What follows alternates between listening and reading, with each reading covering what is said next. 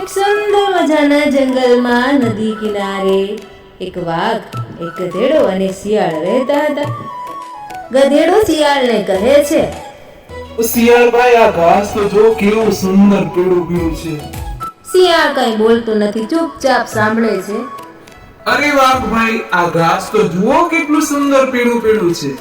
વાઘ તો વિચારમાં પડી જાય છે. ના ના ગધેડાભાઈ, આ ઘાસ પીળું નહીં પણ લીલું છે. ગધેડો માનતો નથી અને કહે છે કે લીલું નહીં પીળું છે. વાઘ કહે છે પીળું નહીં પણ લીલું છે.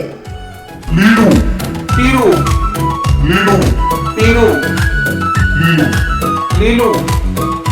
હવે બેમાંથી એકેય માનવા માટે તૈયાર નથી. આખરે નક્કી થાય છે કે આપણે જંગલના રાજા સિંહ પાસે જઈએ.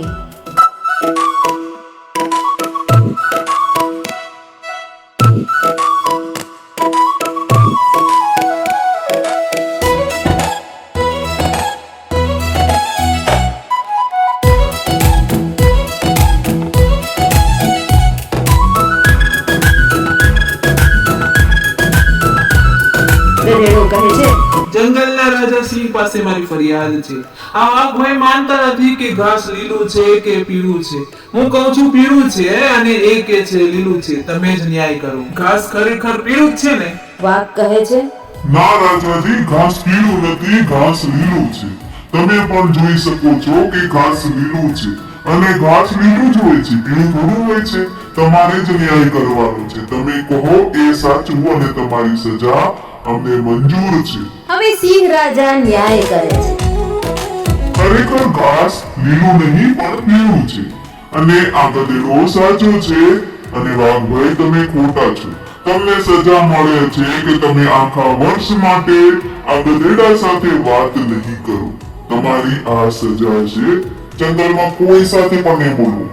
ગધેડો ખુશીથી નાચવા લાગ્યો.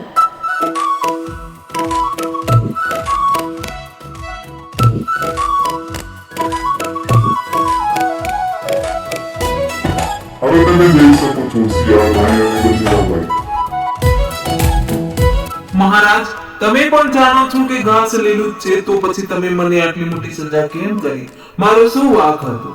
ત્યારે સિંહ હસીને કહે છે, તારો વાંક એ નથી કે તે ઘાસ લીલું કહ્યું.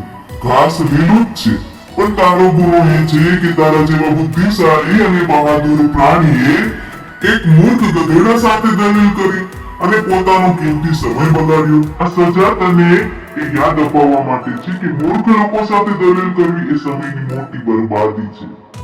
વાઘને સિંહની વાત સમજાઈ ગઈ અને તે સમજી ગયો કે ક્યારેક ચૂપ રહેવું પણ સૌથી મોટી સમજદારી હોય છે. મૂર્ખ અને અજ્ઞાની લોકો સાથે નકામી દલીલો કરવાથી કોઈ ફાયદો થતો નથી, પણ નુકસાન ચોક્કસ થાય છે. મહાત્મા ચાણક્યથી માંડીને આજના મનોવૈજ્ઞાનિકો પણ માને છે કે આવા લોકો સાથે માથું મારવું એ પોતાના પગ પર કુહાડી મારવા જેવું છે. મૂર્ખ લોકો સાથે વાત કરવાથી અથવા દલીલ કરવાથી ઘણા બધા નુકસાન થાય છે. મૂર્ખ વ્યક્તિ સાથે દલીલનો ક્યારેય અંત આવતો નથી, કારણ કે તેઓ તથ્યો પર નહીં પણ પોતાની જીદ પર જીવે છે. તેમની પાછળ બગાડેલો સમય તમે કોઈ સારા કામમાં લગાવી શક્યા હોત. અંતે તમે શારીરિક અને માનસિક રીતે થાકી જાઓ છો.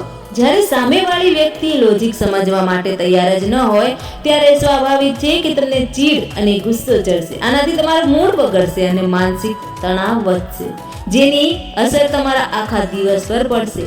એક પ્રખ્યાત કહેવત છે, ક્યારેય મૂર્ખ લોકો સાથે દલીલ ન કરો. તે તમને તેના સ્તરે ખેંચી જશે અને પછી પોતાના અનુભવથી તમને હરાવી દેશે. જ્યારે તમે કોઈ અણસમજુ વ્યક્તિ સાથે ઝઘડો કરો છો ત્યારે આસપાસના લોકોને પણ તમારા અને તેનામાં કોઈ તફાવત દેખાતો નથી. આવા લોકો મોટે ભાગે નકારાત્મક, ઈર્ષાળુ અને સંકુચિત માનસિકતા ધરાવતા હોય છે. તેમની સાથે વધુ સમય વિતાવવાથી કે વાત કરવાથી તેમની નકારાત્મક ઉર્જા તમારા વિચારો પર હાવી થવા લાગે છે. સમજદાર વ્યક્તિ ભૂલ સ્વીકારીને નવું શીખવા તૈયાર હોય છે, જ્યારે મૂર્ખ વ્યક્તિ પોતાની ભૂલને જ સાબિત કરવા માંગશે.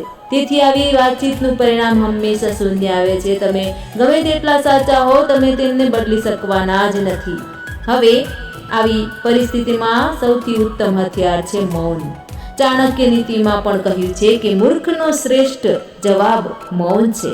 તેમની વાત સામે માત્ર સ્મિત કરો અથવા હા તમે સાચા છો કહીને ત્યાંથી નીકળી જાઓ. પોતાની માનસિક શાંતિ બચાવવી હોય તો આ જ સમજદારી છે.